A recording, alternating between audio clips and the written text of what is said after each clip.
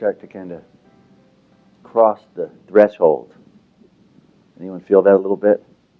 Or it's kind of like the things of the world that kind of, there's like a chasm a little bit. Things start to deepen a little. And those little things can come up and seem like little grievances or things, and you got to get pulled back into that kind of condition or keep going.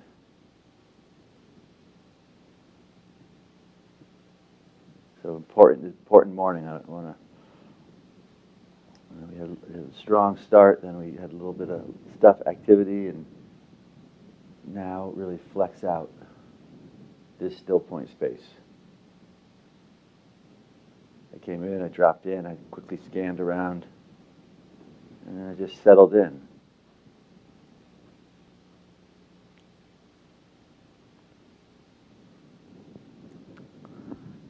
Yesterday, the focus was largely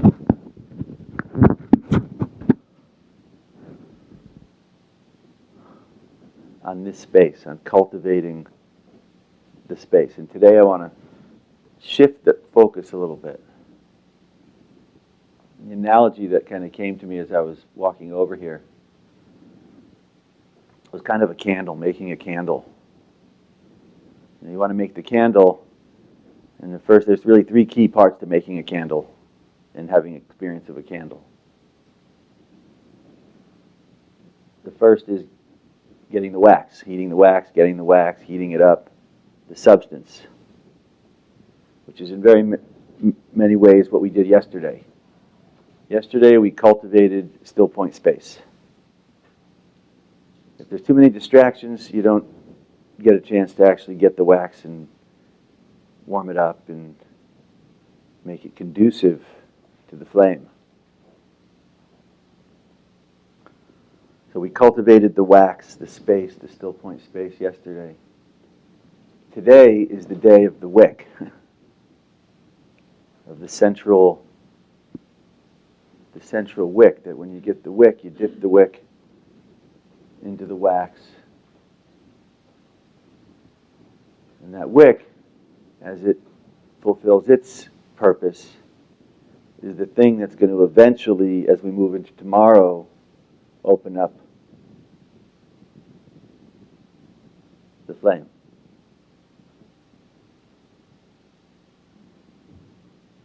To me, those are really the three key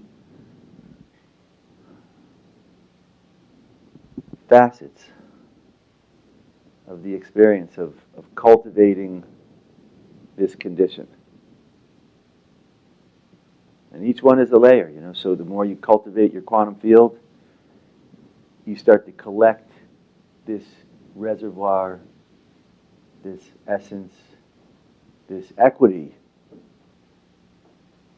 of this Stillpoint space.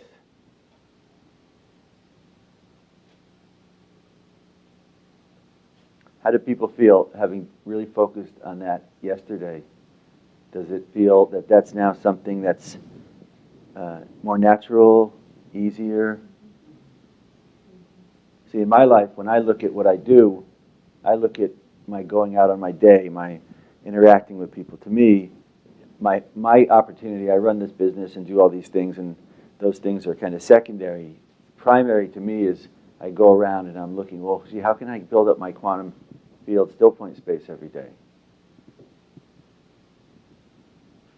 How can that be the mission of what my day is about? As opposed to going around and dispersing the energy that we have connected naturally. See, many people are connected in the same way to the physical, to the star, to the galaxy, and to the universe and beyond. Yet the energy coming through ends up getting dispersed out, which is what yogis I mentioned yesterday referred to as the outgoing senses. Energy comes out and it goes out, and chakras are going out and getting pulled into this and pulled into that.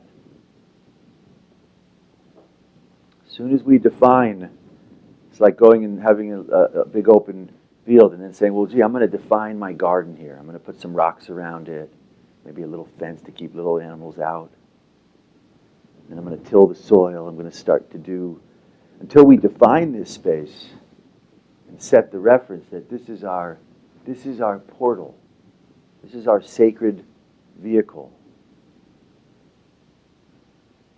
It's very hard to actually keep that because the distractions of the world, the more you even consider that wanting this, if you don't have the reference, the tools, the world will amplify. In other words, the more that you start opening up to subtle energy, all the things are going to be aware of that. When you turn on the water faucet outside and the water's going, guess what? The soil gets that. It says, gee, I like this water. I'm going to absorb some of this. And the weeds say, oh, water, let me get some of that. And the animals will come around and they'll start saying, oh, good, I want some of this water. Everything's going to want that. And that's important on some level that we have that available. That's why we've been gifted this gift. Yet we want to make sure that we don't come to a retreat like this or do a little bit of work every day and then we open up to that and then we go out and there's a feeding frenzy of everything that's thirsty, everything that's in need of some neutral energy around us. Much better to take the reference in the space to say, okay, this is my space here for cultivating this. Filling it up every day. And then giving it out from that conscious stewardship place of saying, yes, yes, you can have, but not if you're going to flip me into a polarized state. You can't have if I end up having to have what you have. Because then that neutral essence is not going to be present, and what good has it done in the long run? It exacerbates things. This is why I'm kind of condensing what normally is a 4-day process into a 3-day process, and it's beautiful. I actually really, I knew the universe was kind of laying out a different flow form of it, and to me the flow form is very, very simple.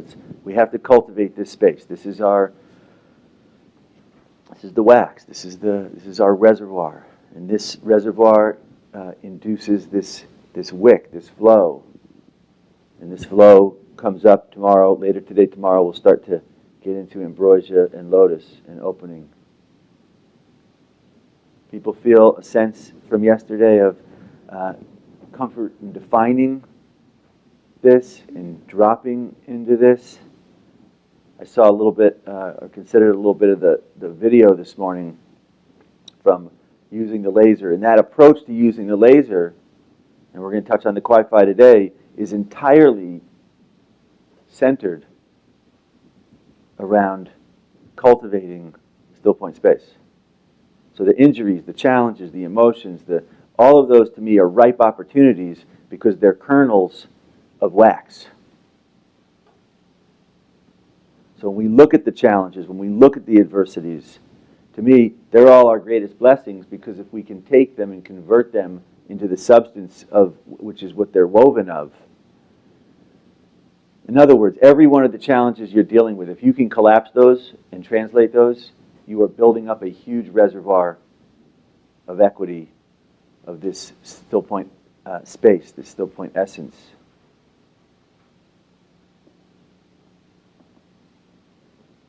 Why is that important? Because that is the very essence of what's going to activate this wick. And the same thing with the wick. We're going to focus primarily on that today, activating that. The more you can activate that, that is the very essence of opening up the ambrosia. At least in my life, that's how it works. I can't say, I'm not saying it's the definitive truth. I'm telling you, if I get over-focused on thoughts and emotions and issues, there's no space. If there's no space, then there's no energy flowing. And if there's no energy flowing, then there's no bliss and nectar and sweetness. So on that note, everyone take a nice big breath. We'll start off and just do very quick what we did yesterday. Just drop in, take a moment.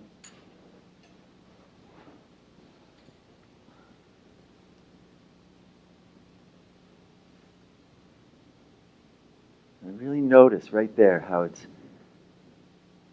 came in today and dropped in. First thing I came in the room, it was like, this cultivated space just kind of.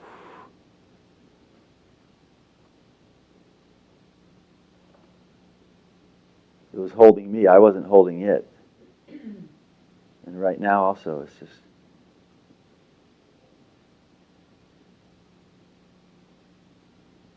keep holding it until,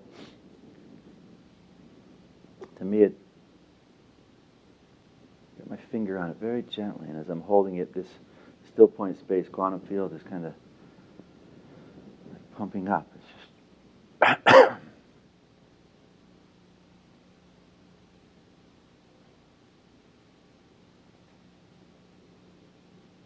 notice when you notice a slight shift in the pulse, change in characteristic, a slight. Right there, I felt the rhythm kind of shift a little bit. That's cue to me.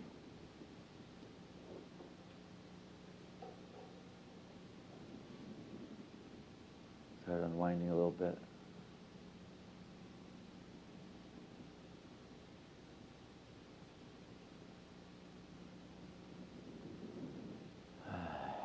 For me right there, just kind of settled into that new form, that new structure. Energy was here. I held it tight till it kind of like going up to a dam and tightening it up so no water comes up. Well, the water fills up to the top of the dam till it's about to overflow.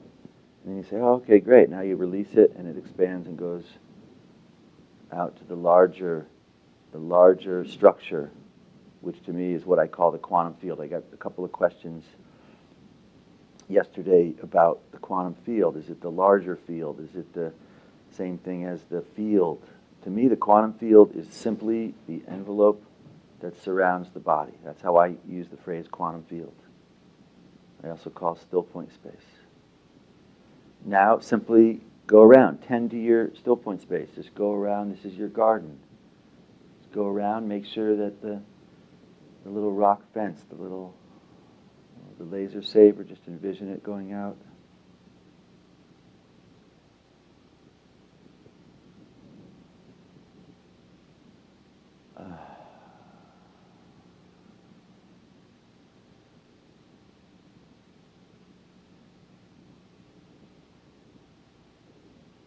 When I do this, I'll often envision it going out quite a ways. You can be on your home and have this as you go out, go around your field and go out past your whole house. Clear anything in your home, in your car, in your office.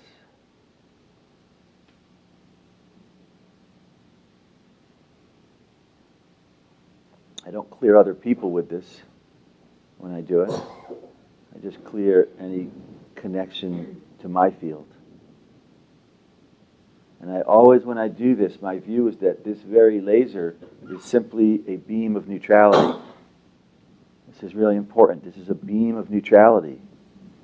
And so it's not cutting it, it's not some weapon, it's just it's neutralizing anything. And I always say, if there's someone pops up, this is about me saying, I'm not disconnecting with you, friend or family, or it's not a disconnecting and banishing.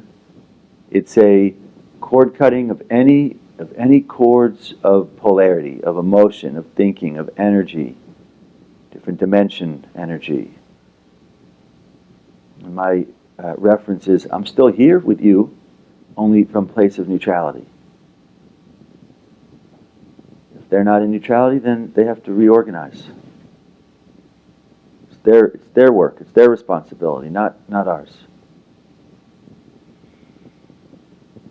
All right, good. Right there, just dropped in, back here. The more you practice that tool, which is all it is, when I do it, it takes all of 2 seconds. Just go around.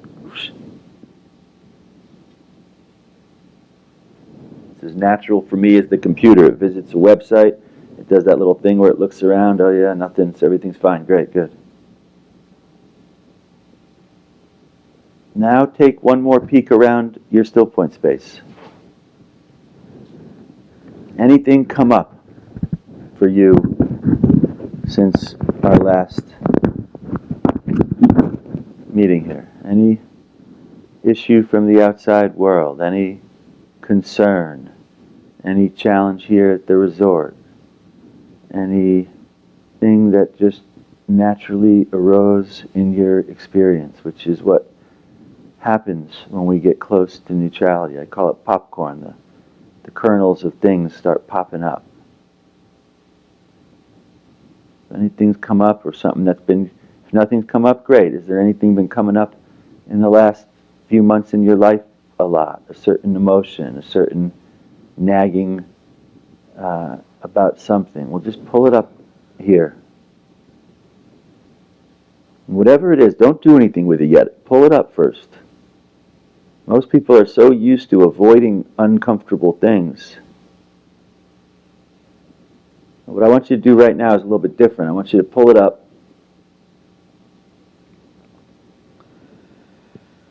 and almost turn it up a little bit. Almost keep it here in the focus. So I call this cooking. And for me, we have to be comfortable. If people are so uncomfortable with uncomfortable things, the way to deal with that is pull it up and cook it up a little bit. And cooking it up for me is like going up to it and kind of embracing it. Just saying, oh, gee, what are you doing? What's happening here? And getting cozy with it and just saying, hi, what's cooking?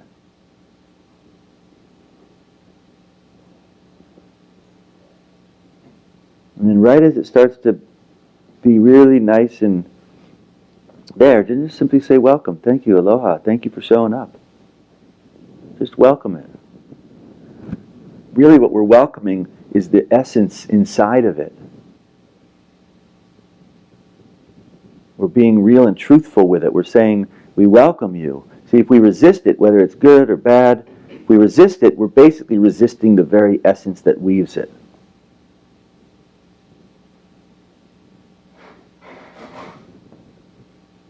And why would we do that? That's like resisting part of our space.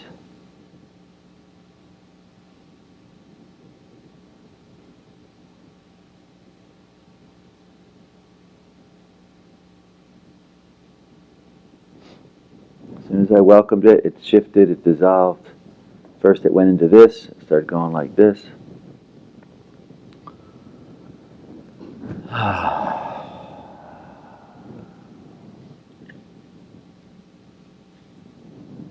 Notice for me, I just checked in with my quantum field. It's like, whoa, my heart kind of opened.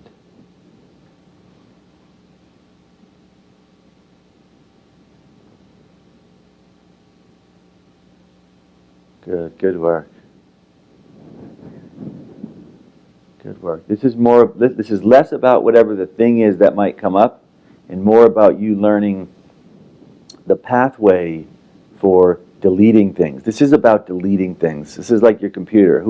Everyone I'm sure has a computer and understands how to delete something. Well, this is all we're doing here. This is a very fancy way to delete something. Just pull it up and, oh yeah, aloha, welcome, and invite it to dissolve. Things don't want to stay in our quantum field. They only stay there if we resist them or can't deal with them.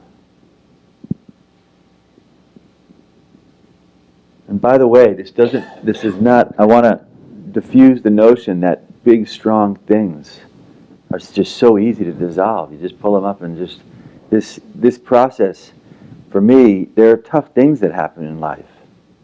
And that's no different with me and Lily. We have tough things. Some days something will come up, like loss of a child. Major thing. This is not something that in one 2-minute session it dissolves. There are things that come up for me that'll pop up that I dissolve, and I go next day I go and look around and hey, there's this thing again, and I say, hey, what are you doing here? And same thing. I welcome it. I dissolve. This doesn't mean we don't have emotions and cry and move deeply with challenge. Yet when we do, we don't let those things fixate us, avoid them, pretend they're not there, so that energy pattern stays with us and is something the universe has to continue responding to. like an ice cube. There are strong things, and I welcome it, and it dissolves some of the ice cube. Then it's there again, and I dissolve it, and then some of those things, 6 months later, a year later, however long later, that thing doesn't come up anymore. To me, the key is early on being comfortable dissolving things. So when something very strong does happen, like loss, like major disease, like major life change, like our own transition, when it comes up, it's very strong, and yet we continue amidst it to shift to neutrality. That doesn't mean that the pain isn't there. It's there. It keeps moving, though. The real challenge is set in when we stop allowing them to process and move, and process and move.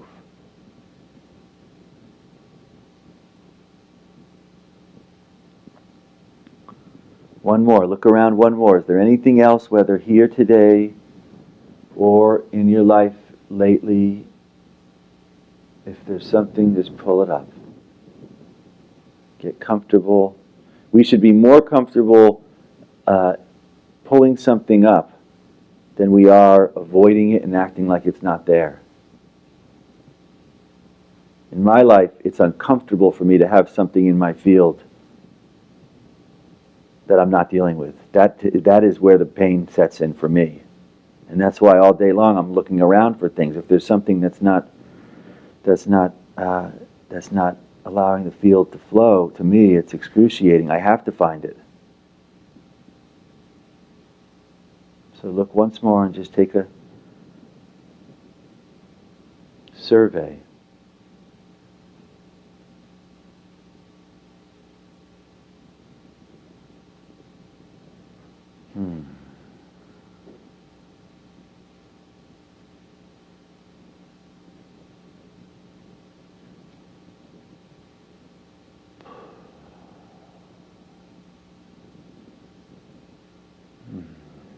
May want to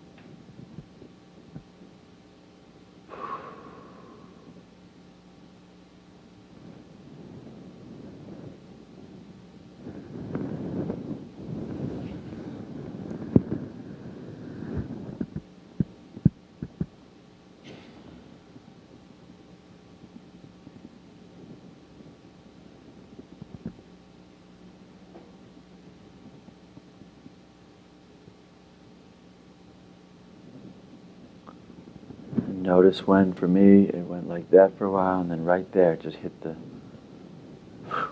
reset right back in.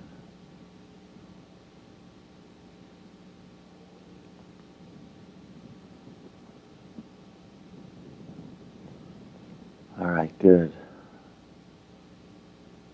This is how we manage and cultivate the Stillpoint space.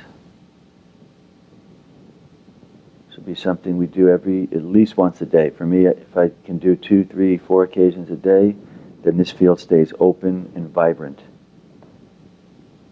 I'll tell you, in my life, if I don't do this, this is what every great tradition refers to. They often call it introspection. The Buddhists say it's purifying the heart every day. You have to go into the heart and purify. In the Judeo-Christian, they often call it the sacred heart. They have names in every tradition for this daily practice. It's right next to meditation, contemplation, meditation. If you don't process these things, you can't go inward in the process of reflection, meditation. This is our way of doing every day. Survey what's not working in our life. How do we dissolve that karma? All right, now, for me, the beauty of this process, the reason I love this process, it's not some kind of some kind of introspection that you do that is done with the thinking, and then you have no understanding or benefit of the reward. To me, the reward, everyone go ahead and drop in again. To me, the reward when I clear a couple things every day, the reason I do it every day, kind of like buffing the diamond.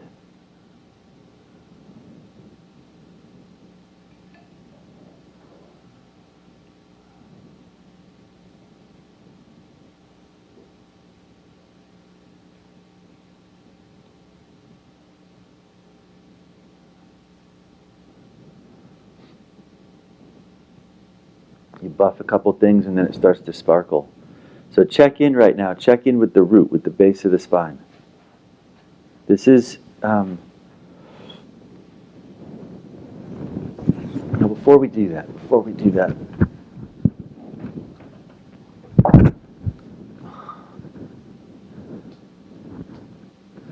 does it make sense? This reference of how every day, this is the primary objective of our care is not the body. It's a good object of care, but it's a short-lived object. In the bigger picture of our experience of reality, it's a blink of an eye, life on planet Earth.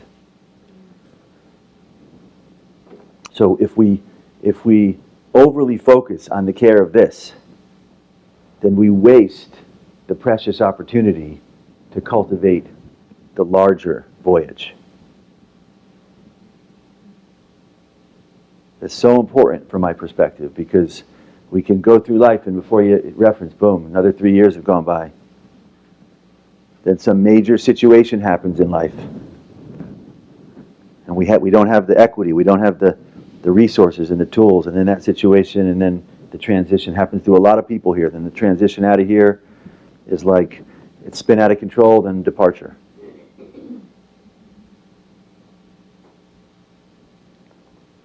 What I'm suggesting is that, and this is nothing new, every great saint, every yogi, they say same thing. They say the human life is a precious treasure. To get the human birth is a precious jewel treasure.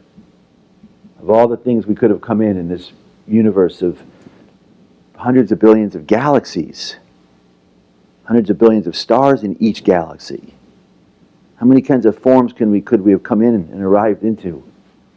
A lot of forms. We happen to have picked this one jewel, arrived in this one jewel that has this amazing thing, this life process. And amidst all those forms that have manifested here, we got this one of the human faculty, which has this blessing of opening up to consciousness. Rare. This is rare. And it's easy in life on planet Earth to lose sight of how rare of a gift and blessing we have. So to me, every day, you see how busy you saw what's going on over there. And yet, no matter how busy my day or the situation is, I don't care if it's early in the morning, I don't care if it's at night, there's no set routine to it. All it is somewhere in that experience, I have to get here. And it could be for a moment at the end of that long day with meetings, with auditors, where I tap in, and that moment could last 10 seconds or it could last 2 or 3 hours. Yet if I collapse some things and end up moving us into what we're going to start talking about today, with this energy, that part to me is the very super cursory part. I only do that thing so that at a certain point, whoosh, the energy here starts to then translate phase shift into the energy here, to the wick. And that I cultivate until that, whoosh. And the more you do this, for me, I've been doing this a while, so getting here and fluffing this up could be accomplished for me in a couple of minutes, 10 minutes at most. And then this activates, and that doesn't take so long. It's this that I get to. When I get to here, that's when all the structures. See, really what we're talking about here is a new structure. So structure in the old age, physical body, personality. That's the structures that the lens of the last age conditioned here. And everyone here organized around that. All the everything conditioned, and we had the physical body and the personality, egoic structure based on past. I'm saying that structure I have no use for that structure from my perspective at all. Not to diminish it, just it's not relevant anymore. The structure that I'm working with on a daily basis, I'll play act that structure with people if they need it. Though I try to do as little as possible, because then I got to do extra of this work to reestablish the real structure. And the real structure for me is very simple. Quantum field, this is my body, this is the subtle body. And every yogi, you study the real yogic treatises, comparative religion, where you go and you read this stuff. If that whole I be single, energy along the spine, open up this space. Die daily, collapse all the other stuff, open up this space. Every true society, true religion, true yogi, true alchemist understands this process of withdrawal from the outer things and forms. For me, structure, quantum field, stillpoint space, that dissolves into the energy along the spine, which is the medical symbol, by the way, the staff of life, tree of life, that flow form up the spine, which then shifts into the flowering, the lotus, the portal into consciousness and the beyond. The source. Whatever names you're comfortable. Light. Love. So that kind of sets a reference. I want to shift gears and jump into some... Let's get up and do a little movement first before, and then we'll get into some activation. How's everyone doing? Everyone doing okay? Yeah. This is the fertile. I tell everyone at this point in the retreat, be really easy. We're all kind of frazzled from the influx of a lot of energy. A lot of the structures are kind of, they're not sure. It's kind of like going on a trip, you know, and you go up the first leg, and then you got to cross over I used to be a mountaineer, and so you go up, and there's the glacier. You got to put on your crampons, and you're looking at these crevasses. You're kind of saying, gee, do I really want to do this, you know? Do I really want to be roped up and going over crevasses? Yeah, I guess I do. That's kind of where we're at right now. Old structures, so be easy, okay? All right, everybody, go ahead and get your root.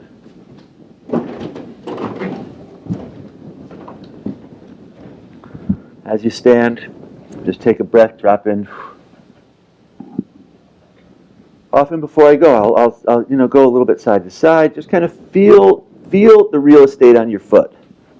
You know, feel how your foot touches naturally to the ground currently, and then kind of move around the foot. And just kind of feel the parts of the foot that normally you might not be on, the outside part of the feet. This is all, I tell you, there's some great pressure points. I liken this to really good oceanfront real estate that we have on our feet that a lot of people don't make use of. Bend the knees a little bit, feet shoulder width apart roughly. And then simply move right into it. Go right up to the toes. And then back to the heels.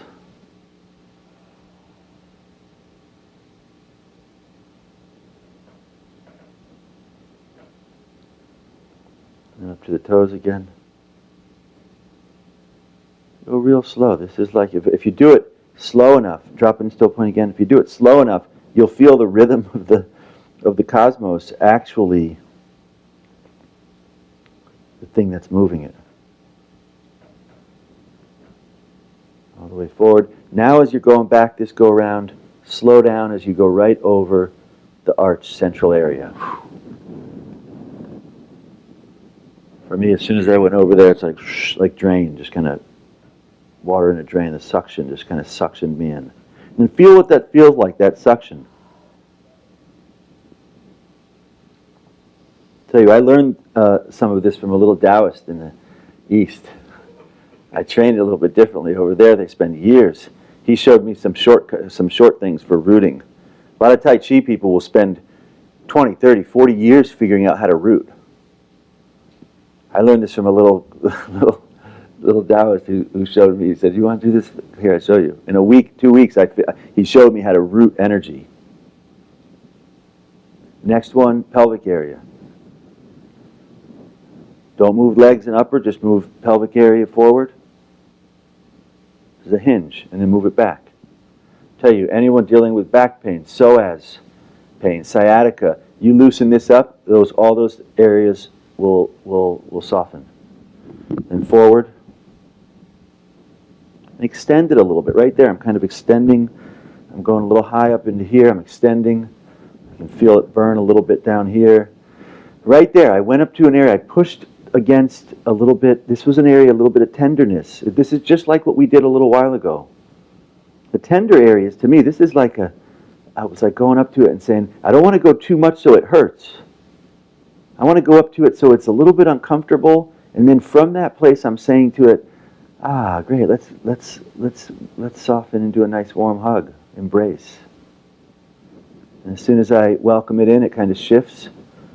And now the whole thing starts going back. Same thing in the back. I feel a little tender area right up above the sacral area, right at the upper part of the hinge here. You might feel it on one side. A lot of people have a lot of tension up in here.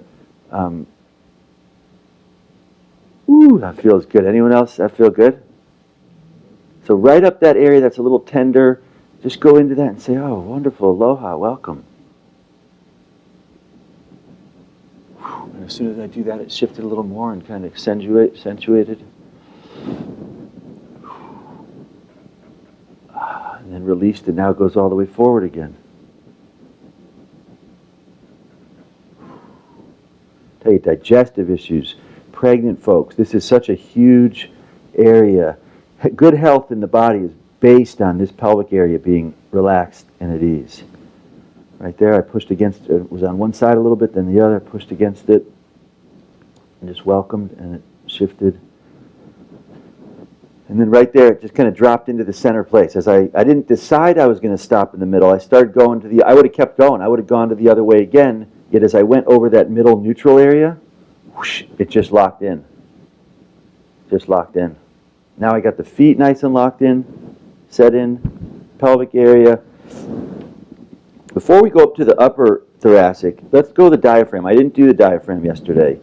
But this area right here, you can kind of go a motion. The diaphragm kind of goes like this. It squeezes in, and then it goes out, and there's some very subtle. So just kind of play around with your diaphragm area. Right in here. It's kind of like a pump. Kind of suction it in all the way in the back also. Feel it suction in. I suctioned in it right there. It's a little more dynamic in terms of how we flex it. I just suctioned the whole thing in. It's like, whoa. Kind of dropped me in. Whew. That's nice. I'm just going to hold it for a moment. It's cooking. This is effectively right now cooking. It's kind of going. And then it released out. So now I'm pushing it out and down.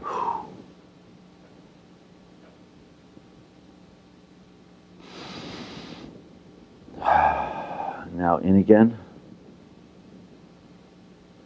The more you hold your space in your quantum field, really open up, drop in, as we're doing this, drop into still point. Use this as an opportunity. Drop in still point. As you're doing this physical, open up the quantum field. And notice what happens as you open up the quantum field. For me, that pump action keeps going. It's almost like the quantum field is moving it. I'm not moving it.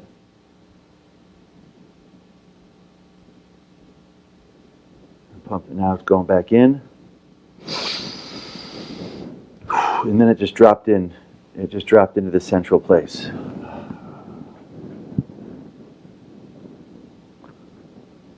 That's great. And right there, I'm not even yet going up to the next area, and I'm already, when I do rooting and I start rooting things in, at a certain point, neutrality starts to kind of move things. I want to keep going. I'm going to keep going up here unless it totally takes over and consumes the experience, in which case I go with it. If neutrality starts to move me, or I start at any point to feel like neutrality is moving, right now I'm just holding quantum field. I'm holding it, and my feet are kind of going like this. There's no muscles doing this. The bones are kind of just being moved, and everything else is jiggling. All right, now the thoracic area. Same thing. If I'm doing this process and energy starts to flow up and I start to dissolve, I say, okay, I sit down and I let that happen. So for me, whatever I'm doing in my outer world life, if neutrality kicks in and starts moving my body or starts opening up into this, I take that as whatever's happening out there, you all need to wait a moment. And the universe and beyond is tapping on my shoulder. I'm going.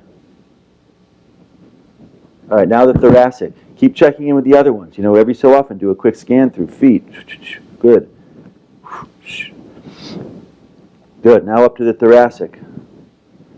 Thoracic up in here.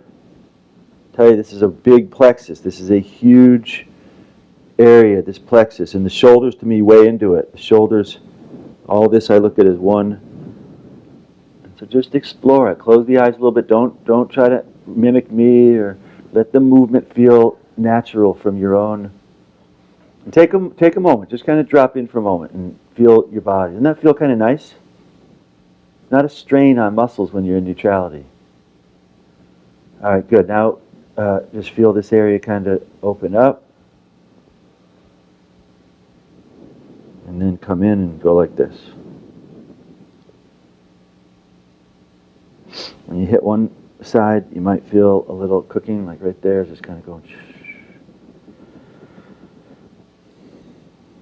I didn't make this up. In cranial work, they understand this. The rhythm happens, and at certain points, the body goes like this, and then yogis understand it. They call it kriyas. The prana starts flowing, the body starts moving, then it kind of goes like this, and it pops. This is in every system understands this. It's like water going through a hose. You got dirt, the water goes, it starts backing up, the hose bulges, and then it pushes it through. Good, right there, just dropped in. This whole central area dropped in. And next, sphenoid.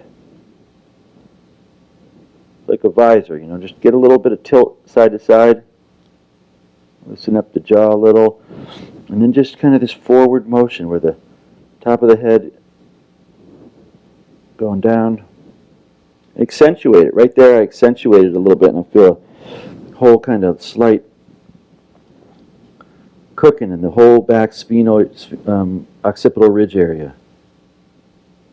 Whew.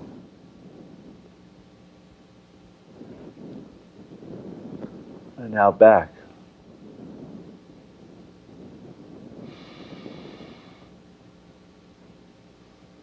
As it goes back, kind of push it up against the spine. Tuck the whole cranium back towards the spine.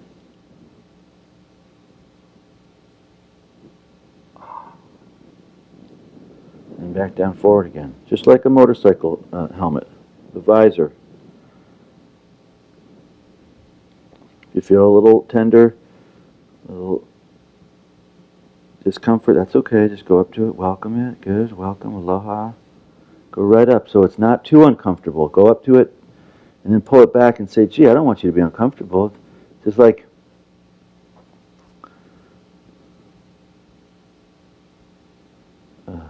good. And it just set, for me, it just set right there, dissolved into neutrality.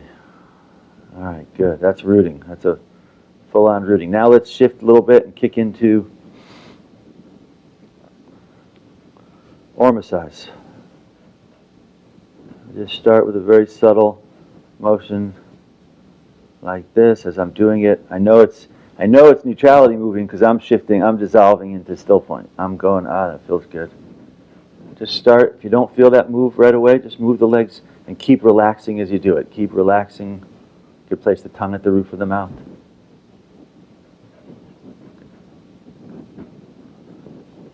And now explore your body. Start a motion. I just start it, and it's almost like I'm just getting a little inertia to it and saying, just start a little. See how it goes.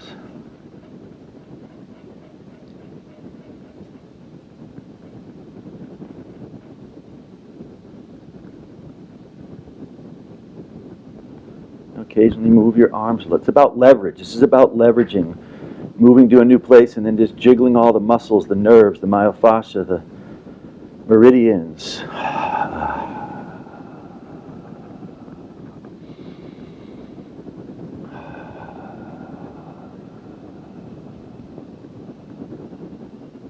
Everyone stop, drop in Stillpoint for a moment. And this is not a long 40-minute process every day. I do this at different intervals, maybe 10 minutes, 15 minutes, until there's so much energy and bliss flowing that I have to sit down. That's how when I stop the process. So right now I'm just holding Stillpoint, and I shifted, open the space back up. Why? As soon as I shift and go out there, the energy in here, it's like that gold thing. You know, they shake it, and then they rinse off all the dirt, and then the gold is there. Well, I just rinsed everything off, popped open here, and check in now. Check in at your base. Check in at the wick. Anyone feel a significant difference? Check in up here. To me, there's a whole bunch of saliva. Up here is nice. So that's good. I'm going to just, the heart, nice open. This is how I cultivate Ormus every day in my body. Forget about taking Ormus. There's Ormus, and we'll get into this a little bit later today. Ormus is another state of matter. It's the fourth state of matter. Ether, plasma, prana, chi. You want to cultivate Ormus? Well, it's in the air. It's in the space. It's all around us. We got to, every day, cultivate it. Right there, just kicked right back in again. Sacrum, I feel the sacrum really going like this. When I do this motion, my goal is to flip the sacrum. It's going to go. Why? Because the sacrum is the key, it's a key area for activating and cultivating energy that's going out, invert back up and in. Occasionally I'll do it that way, then I'll do it with both. As I'm doing it, I'm cognizant of my central pelvic area just being loose. I want it to kind of jiggle out and be loose. Now as I do it, really feel, as you do this, feel your organs. Feel the chest area, the lymph nodes, sexual areas. Let everything jiggle. Everything has lymph. Everything cells. Shoulders. Everything else stopped for me right there, and the shoulders kicked in. Tilt them back and let them kick in. And right there it stopped for a moment. Just kind of went, pulled in and said, well, hold on here. Some energy. When it stops, it's saying, oh, there's some energy here that wants to get released into your space.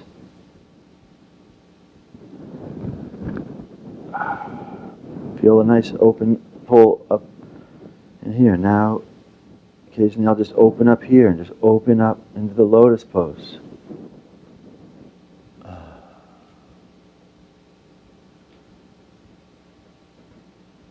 Tell you, I love doing this outside under the stars or at the beach.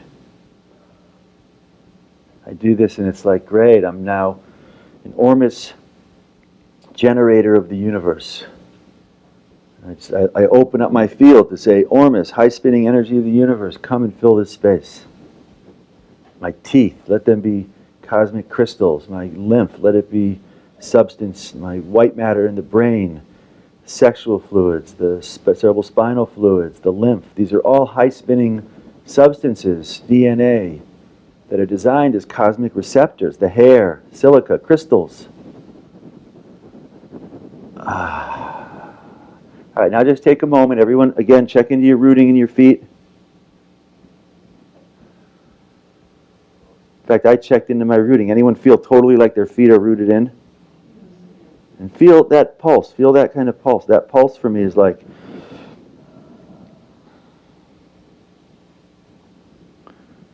And as you stand here, you know, tilt the head down a little bit. When you tilt the head down a little bit, that's like saying to a string, to the wick. It's saying, okay, wick, we're gonna hold you. So what I do often is I'll hold the sacrum kind of like that, pull down a little bit, and then the head kind of like that, like this. And that like snaps everything into alignment. That like snaps. So if I'm in a tough place out in the world and there's a lot of stuff, I immediately kind of get rooted and whoosh, go like this, because that's saying to everything, well, hold on, everything.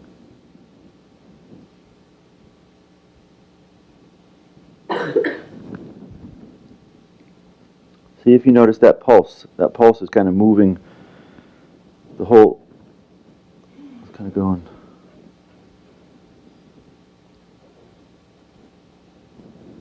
Take a breath in, drop in. And now we're going to do one more little motion here. I want you to close your eyes, forget about everyone else, open up your field, and totally don't, like we walked out yesterday, I want you to only move your body if your quantum field is doing it. Don't you do it. Do it if the quantum field, very gently, it might be a swaying.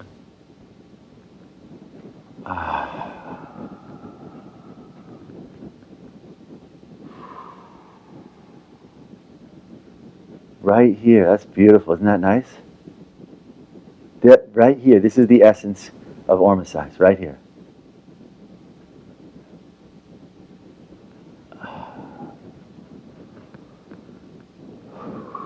And follow that, follow it.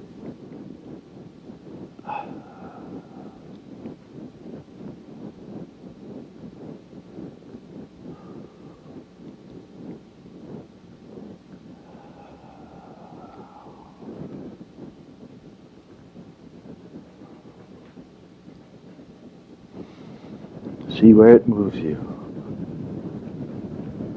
You can do a little stronger, faster, yet still stay in that frame of the quantum field doing moving. When I do this hydraulic kind of field pumping, I'm doing it, but I keep relaxing so the field is what's doing it. I want the field to pump up the field. I don't want to pump up the field. What do I have for the field? I don't have anything. The neutral field can pump up the field. It's like air pumps up the tire. The air can pump up the tire because the air is everywhere. You want to pump up this space every day, then keep relaxing your perception out, out, out.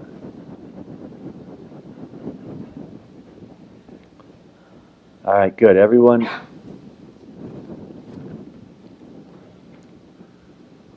relax.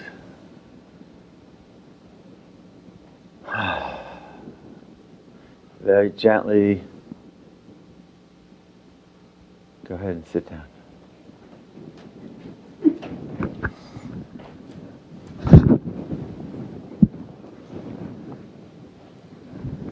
As you sit down, after I do Ormasize, after you sit down, drop right in.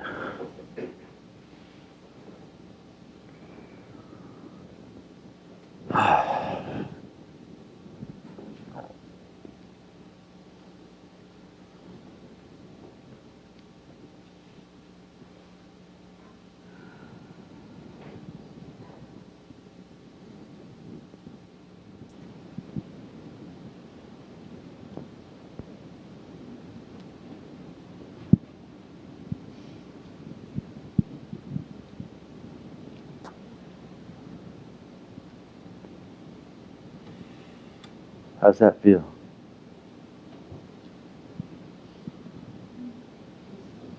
Good.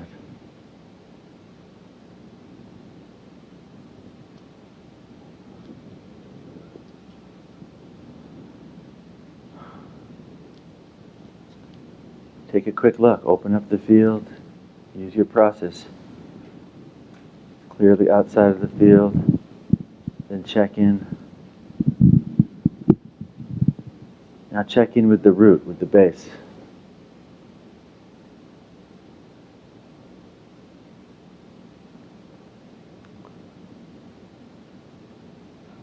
Anyone feel it pulsing a little bit? If you feel it pulsing, just place your attention there, place your perception there. Just kind of feel that the whole sacral area to the perineal base, just kind of, if you're not sure you feel it, squeeze it a little bit, ever so gently. Just squeeze it in,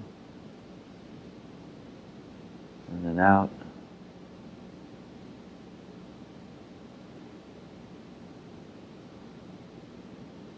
And then in.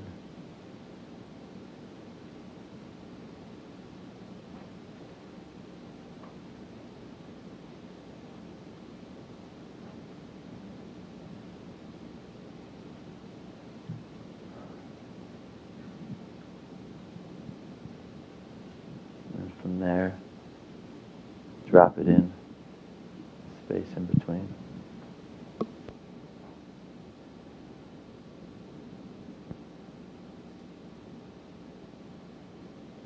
See if you notice when it drops into the space in between, if you notice where energy goes when that happens.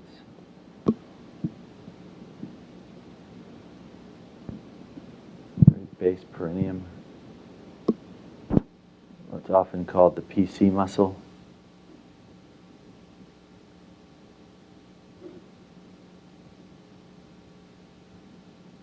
It's the same thing as going into Stillpoint. You squeeze that in, it's like pushing the pressure of the dam, the area, so that energy contains, builds up, and then expands to the next structure.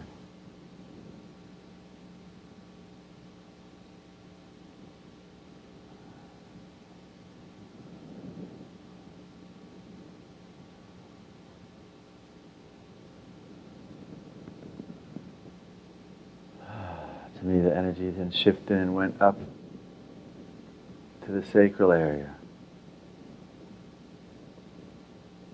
This is really important right now as we're entering a new season, to clear the old season chakra structures. Those are like the old programs for the last age. And so energy now, the whole sacral area is pulsing. Anyone feel that a little bit? And just drop that one in. It goes in and out, and drop that one in.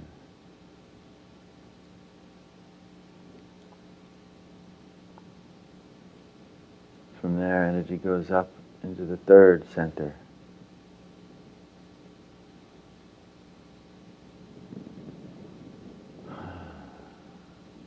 Notice at each one, notice the language. The language is, it goes, it starts in and out a little bit, then it shifts, opens,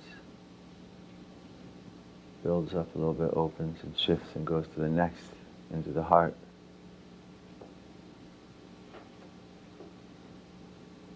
You may want to place the tongue at the roof of the mouth. Play around right now. You're holding that root, now place the tongue at the roof of the mouth. And see as you do this, like we did yesterday with Stillpoint response, as you place the tongue at the roof of the mouth, notice what happens to your Stillpoint field, the quantum field.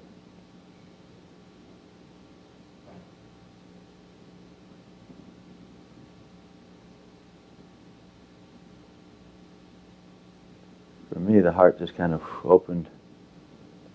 The energy shot right up, trying to shoot, went right up to the throat, opened.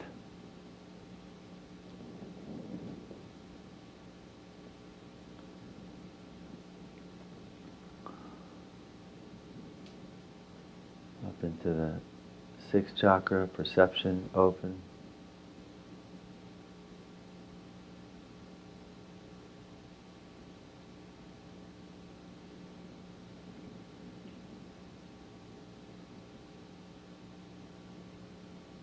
Into the crown.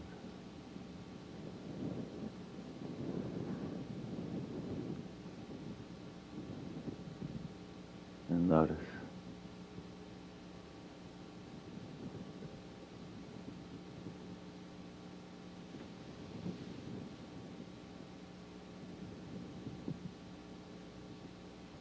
Now notice with your tongue, if you go all the way to the front, to the teeth, notice how that changes, what that changes.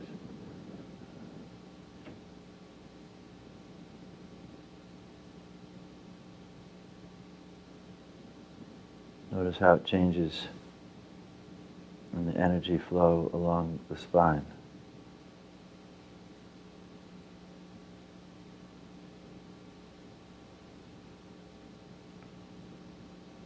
And now go back towards the back of the root of the mouth, the back of the top of the roof of the mouth.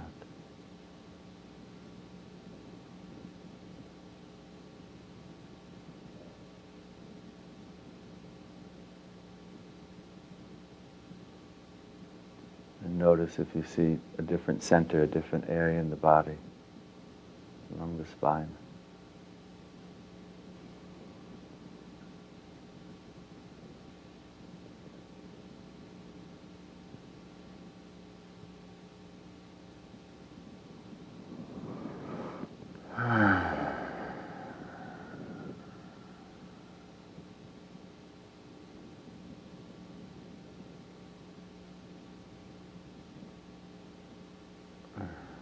That's nice. Anyone else that nice? Now,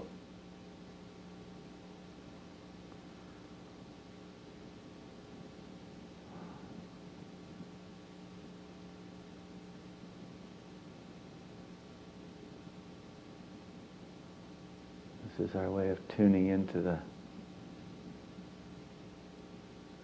different higher states of consciousness.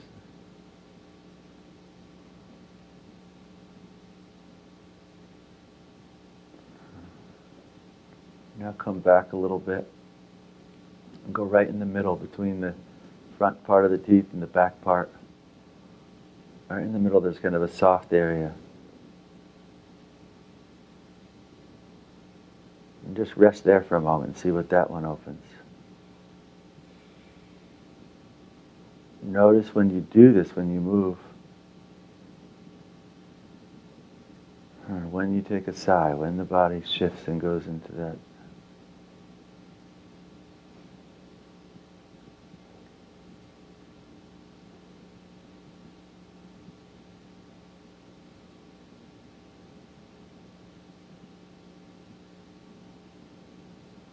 Now take a moment and go all the way to the front and the whole range. This is like the spine. This is like the entire spine. Go to the front and then go to the back, and you go real slow and find the area that your body resets and drops into still point on.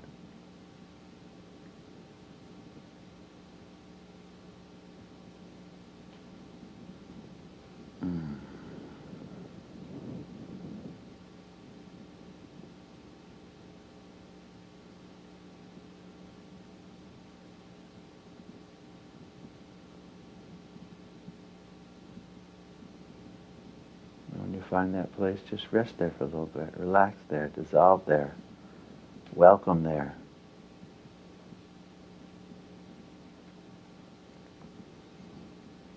Notice if some saliva, when I find the right spot, often saliva will open up, it'll flow. Yogis say that saliva is loaded with energy, with prana, with chi, monoatomic ormus. It's loaded with DMT and sacred compounds.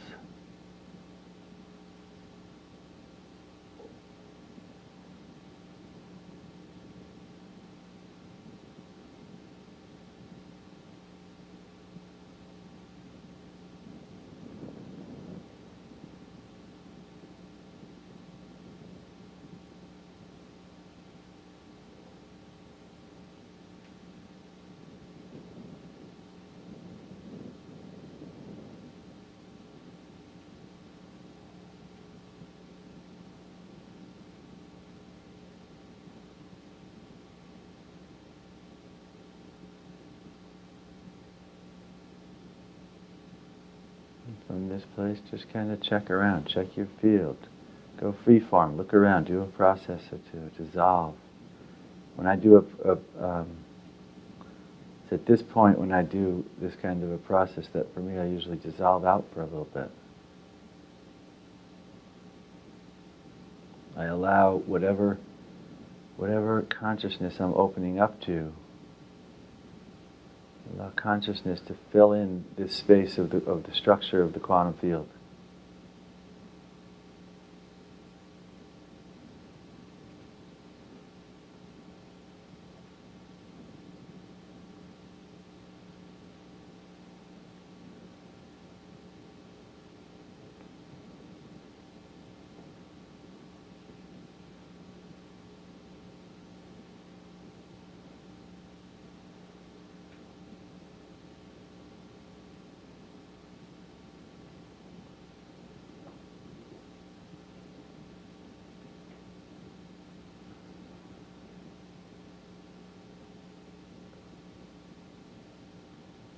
And scan again along the roof of the mouth, and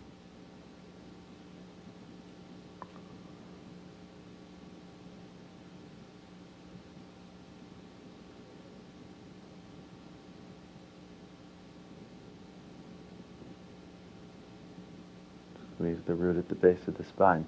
Each of these different things we've been sharing comprise It's like driving a car. At first you learn how to steer the wheel from side to side, then you learn the brakes, then you learn the gear, then you learn the blinkers, and we're doing each piece on its own, and yet when I'm in this zone I might say, oh, what's this vehicle got here? I can open up, drop in Stillpoint, I can activate at the root of the spine. I can place the tongue at the roof of the mouth and I can open up the amrita, the bliss, the nectar.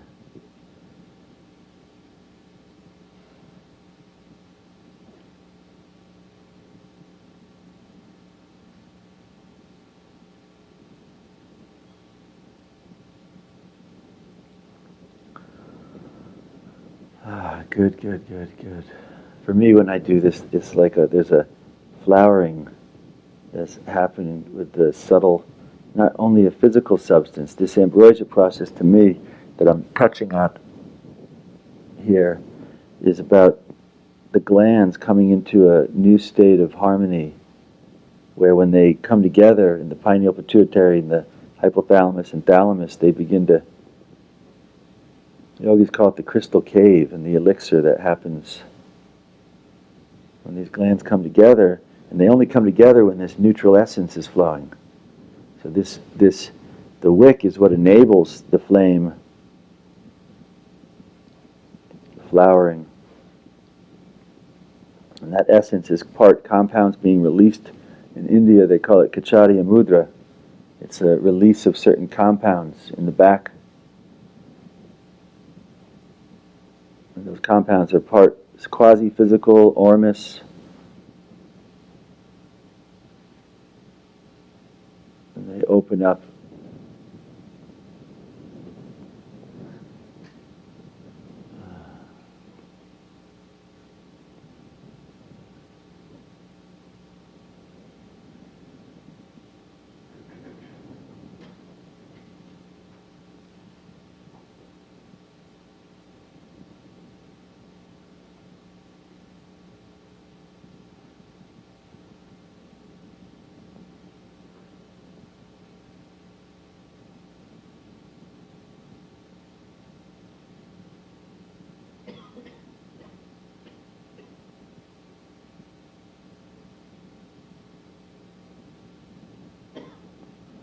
Right, good.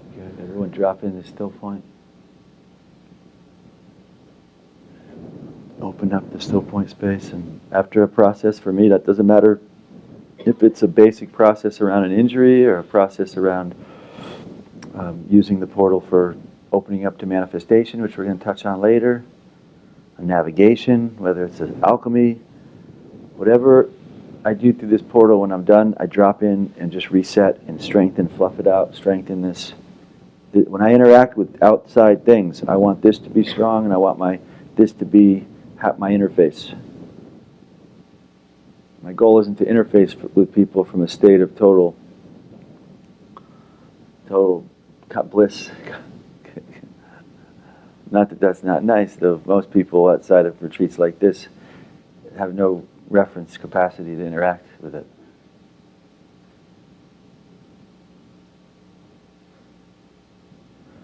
All right, good.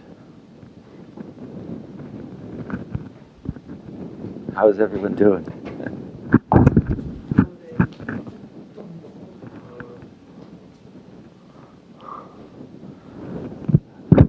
How was that? Was it okay?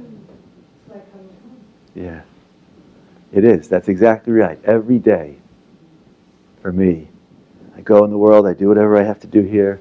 Every day when I come back, I clear some things, I activate this, open this, and I'm like, okay, I'm back.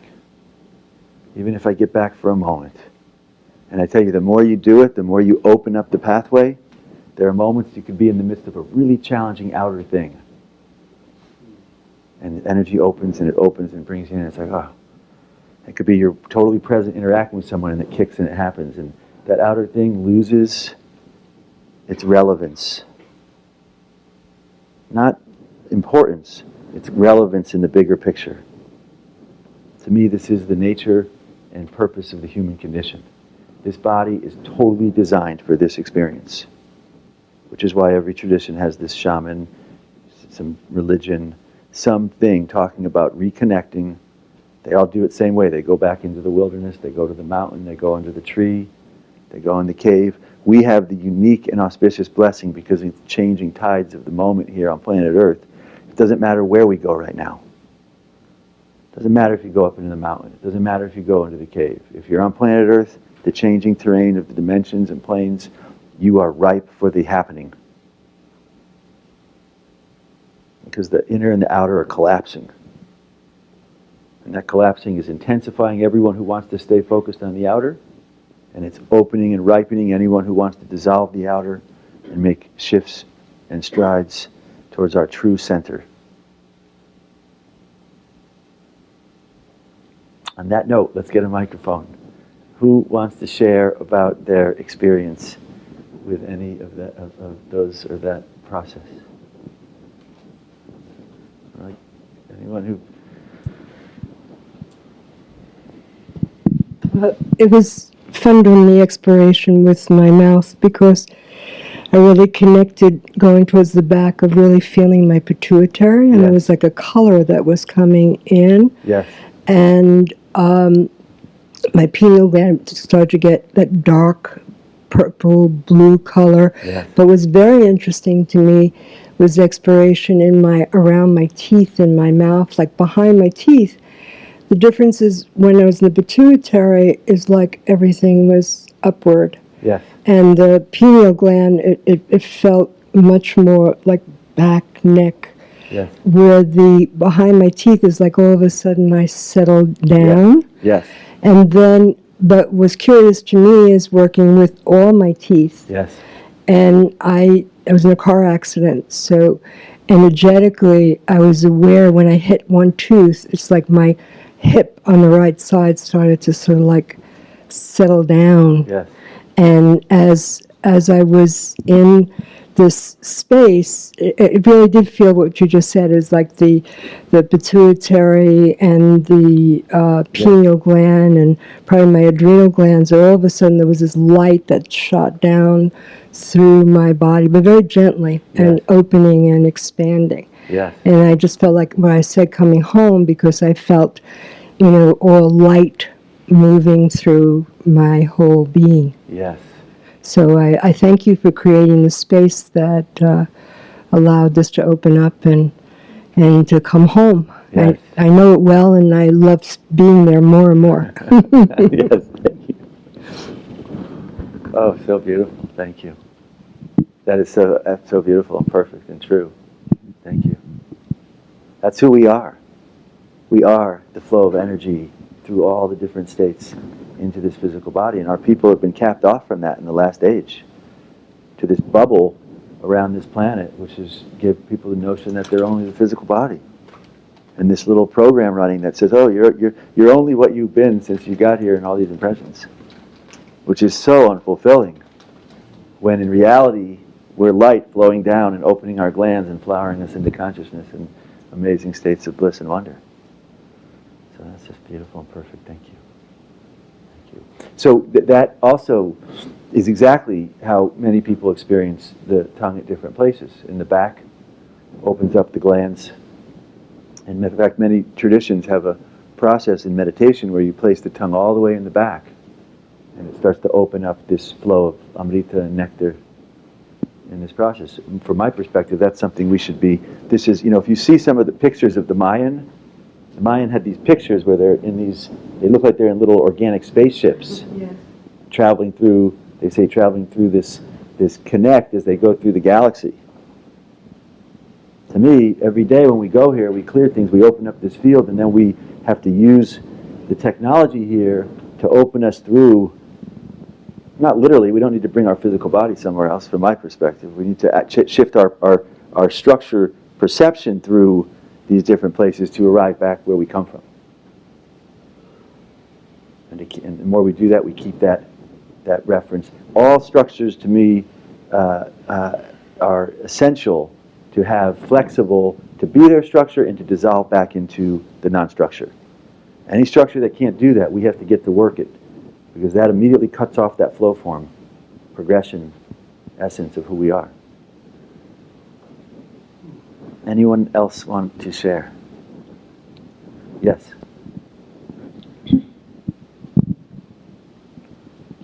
Everyone got how that piece, each of these little kernels, to me, we build on it a little bit. First, Stillpoint. Stillpoint is one really important part of it. Cultivating Stillpoint space. Activating energy along the spine, really important part of it. Opening up with the ambrosia process, that was a little bit of a sample of the ambrosia process, so that we can use that. That's like a fine tuning. I tell you, you want to really hold Stillpoint, start keeping your tongue up in this area. When I keep my tongue in this area, my field is like, whoosh, it stays open. And at certain situations, if I'm dealing with a really tough situation, I just got to move it around a little bit till bliss starts emerging. So you're interfacing with something challenging. Okay, first thing, quantum field. Hopefully that works. That doesn't work. Get the energy flowing. Well, that changed the energy. Now we're not even really in relation that much. That doesn't work. Go here and dissolve the whole experience, and we're not even out here anymore. All tools that we can use, not just when we're sitting in a cave, tools that we can use to manifest in our reality. Yes. It's exciting. I'm sorry. I'm so excited. Since being in Vegas, we did a lot of this in Vegas, and I haven't had much time to do it in between, but just coming back here, each time it's getting much easier to find these. And when we were doing the Ormasides just now, I hit a few places of big resistance, feeling nauseous for a little bit, emotion for a bit, welcoming that.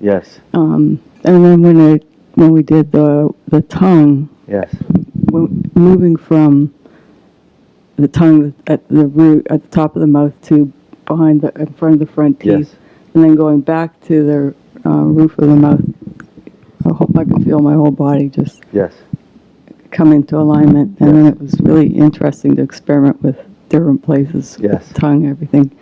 Like it's something I really want to keep playing with. Because it's really incredible. It's a big one. It's a really that's usually there's certain parts of the teaching that traditionally yogis and different practitioners, they don't share openly. The tongue in that kind of art and science is one of them. It was usually passed down only to even amongst larger disciples, it was an initiatory process that was passed down only to certain. A lot of the teachings don't get into it because it works. I don't know why in the last days they didn't just give it everything out, but it's powerful. That is powerful. In fact, particularly for folks that are going to things like alcohol and other strong things, you want to go to something that is powerful every day. And this right here is why every day I don't dissolve things because I want to be focusing on all those things. I only dissolve them because if I don't dissolve them, I don't step the process through to get me back to here where this is happening. If I do dissolve them, I get here, and I'm resting here in a state of pure consciousness. The physical structure is dissolved, the quantum field is dissolved, this structure is dissolved, and all that remains is this expanding state of consciousness. That's my goal every day. Like the diamond, buff it, until it starts to sparkle. Yeah, because through all that, eventually I got to that place. But it was a process. Perfect. Yeah. Perfect. Good work. Yeah. Good work. That's why these retreats, I tell folks, that's why these retreats are so that you leave here. And it's very common, people leave a retreat. And I want to just do a little bit of aftercare around the retreat. It's very easy, it's like we've pulled in all this neutrality. You go into the world, and what happens? Well, all those things are going to say, oh my goodness, and everything's going to be grabbing at it. Because everything is starved for the essence of neutrality on this planet.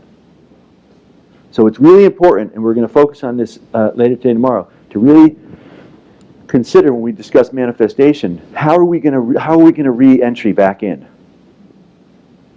How are we going to set up a little bit of a reference and structure so that when we re-entry back in, we take this with us and we keep it intact, and we continue to grow it and foster it.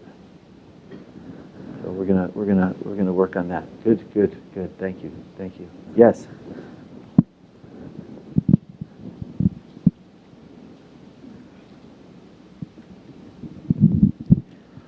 Well, other than I feel wonderful inside in all my little cells, I can feel them in the ends of my toes. Yes. But there were just a couple of visions that came when it came, and we were doing the roof and the mouth, and I thought, oh my God, it's been years since I've done that.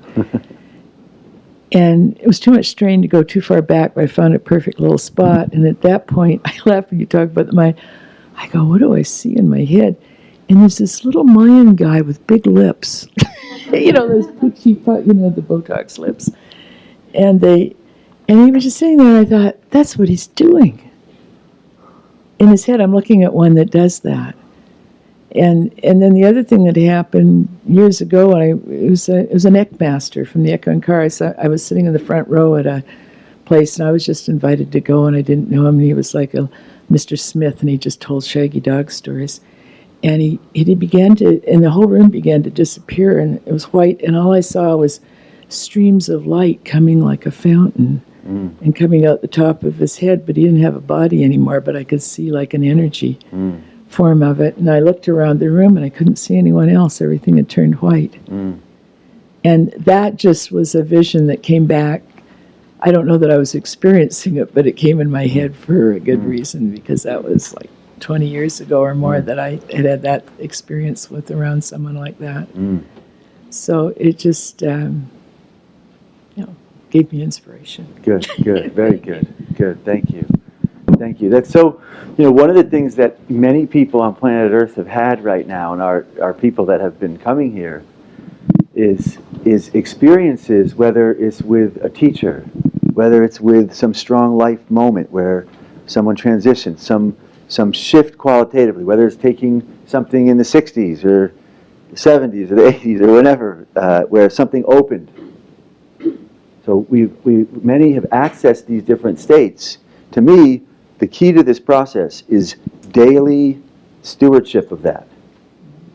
It's not enough that we had the experience once and it was there, but it's not under our conscious stewardship. To me, the experience is not so relevant if it's not something we can pull back up, and if it's not something we can integrate into our reality and begin to reorganize how we hold our experience here as conscious beings. Yes, dear Kalan. I just feel like I'm reestablishing, this is helping me to reestablish the commitment to myself to cultivate this practice on a deeper level. And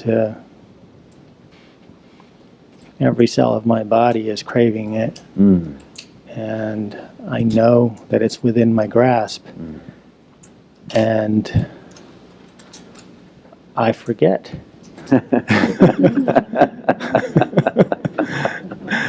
And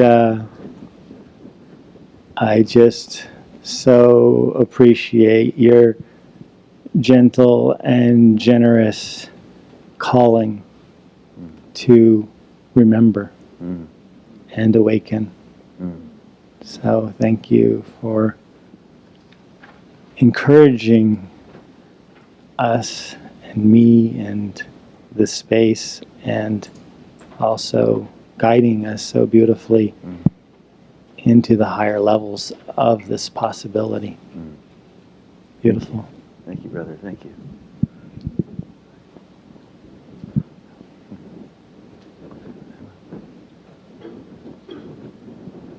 Is it all right? Right there. And then we'll come over here and then we'll... Thank you. This brought into play while I was sitting here, remembering the inner smile meditation, where you smile into the saliva that gathers in your mouth, and you swallow it in 3 parts to help heal, because all of a sudden my pancreas was, telling me, I need some energy, and then I followed it down to there, and then it quieted it down. And that was from Stephen Chang's internal healing exercises. And then it brought, made me also feel that I was sitting in the lotus at my third eye in that state of bliss. I remember that. And then I also saw like one of my teachers like going around my field, establishing that the clarity, the protection while I was sitting there. So brought into play all these, and Mantak Chia's, microcosmic orbit on my head. It's like all coming together. So thank you for allowing this field to have this come back for me. Beautiful, thank you. Thank you. All good, great teachings. We're going to touch on something in one of our next sections that we call ether size, which is to me how I activate that vital essence.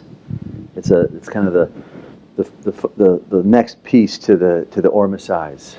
And it's very easy, and it activates and supercharges that, so we can use that ether for anything. We can use it for organs. We can use it for blood. We can use it to activate energy, and it's a nice piece, which sounds like it dovetails. And all of Mantak Chia, many of the people, beautiful brother, has laser, and I have much respect and appreciation for Mantak Chia.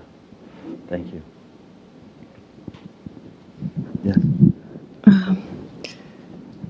I'm having kind of a different experience for myself, where I usually, see things and do things.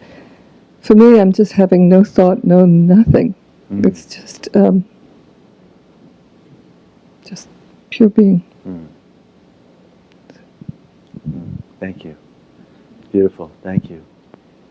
It's so important. I want to highlight that, because that's a really important piece. In the last age, particularly the last part of the last age, many beings coming here have had the great blessing to go and be in different sacred experiences, and be with teachers, and be with different practices and different teachings. And in that period, it wasn't we weren't yet there where it began to make the shift, where people actually were popping all over. There were some teachers coming in at the end of that last age, and a lot of people having experiences. And I bring this up because, to me, many of us have had similar kinds of experiences and visions and great things. And to me, this work, those things are, they're nice, yet truly, from my perspective now, they're less weighted. What's important to me, I look at those things as things also. Great vision, a great experience that happened, a great whatever. Yeah, they're great, yet they become the story. Much more important is bringing them up, dissolving them, and having them. The beauty for me, the reason I always come back, everyone take a nice big breath in and drop right in here. Check scan the field, just own this space. The reason that I continue perpetually to come back to this place right here is that, for me, I don't care if it's this, I don't care if it's the greatest, loftiest spiritual experience. If it's real and true, when I collapse it, it's going to be here. If that experience with that thing or that process, if it's real and true and I collapse it, it's going to be here, and it's going to infuse this entire space in a way where now there's no story to it. It's the pure consciousness of it. So I appreciate both sides. I appreciate the experiences, they're blessings, they're great, and having them is no different than any other form. I appreciate the body, I appreciate the organ, I appreciate the chakra, and if it can't dissolve and collapse into this pure state of consciousness, it becomes a problem. And I say this because there are a lot of different, both religious and New Age spiritual practices, which are still working the story. Even some of the highest ones. They're working the story. And the problem with the story is that the story is an equation. To me, and underneath all, even those really, really real and true stories, even underneath those, it's not the story we want. Those stories were relative to the last age, when the people that disseminated them gave them as a reference post for the people of that age to navigate and get to the experience. We're in a new season, and if we use the equation of the thinking, that equation is not going to afford the opening and the flowering of consciousness. It's going to afford a different diffraction, what I call a diffraction, where you get the physical, emotional, astral, emotional, psychic, causal. That diffraction was relative to the last age. I do not experience that diffraction in my reality. Thank goodness, because that diffraction necessitates an organization of ego. It orients, like white light coming through a prism. The diffraction is the 7 colors. Well, if you're down here in the 7 colors, guess what? You have to navigate through those 7 colors, unless you go beyond it. So what great yogis and teachers did in the last age is they descended down to a certain place. Admittedly, the good ones will tell you exactly what they did. They came down to the supercausal, the causal place. And they said to their disciples, you have to get here. Often they called the inner form or the radiant form, or they have different names for it, or the light body. You have to get here if you want.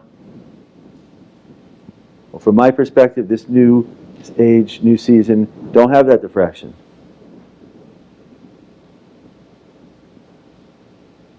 Which is good, because that diffraction is what created suffering. The question is, do we want to contribute to that perpetuation of that diffraction and that experience of suffering and karma and all that?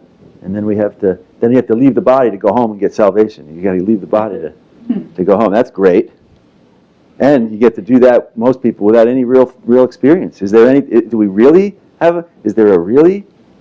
It's like, for me, I'd rather, I'd just assume have home. Let's open up and have the full home experience, flowing consciousness right here. And to me, that is essential because of the gift we've been given of the human body. This gift is given for that purpose from my perspective, or we wouldn't have had a religion, we wouldn't have had the Buddha, we wouldn't have had the this person, or the this person, or the this person, who all came back to that state. So good work, everyone. Everyone, again, nice breath in.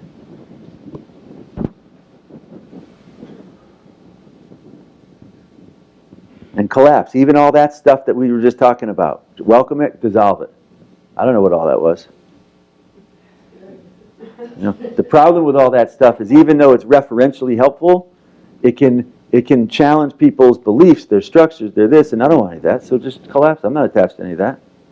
New moment. What was all that? Who knows? Dissolve it. Don't be attached to your previous experience references. The reference is only relevant to everything that's happening in that moment or before. The new moment, we've got to be able to jump in, have nothing there, and to establish a new reference. Good. All right. Good. We're going to take a little break, 10, 15 minutes. Is there some fruit and smoothies and stuff out there? Yes. Good. Eat a little bit. Have some papaya. You pick a little lime, put it on the papaya, a little salt. Anyone try that yet? Yeah. Is it good? Good. All right. And this is the fertile period here. This is when stuff, everyone's a little bit kind of, oh, it's great, and oh, geez, you can collapse real fast into. So be easy, soft, gentle. Work your processes.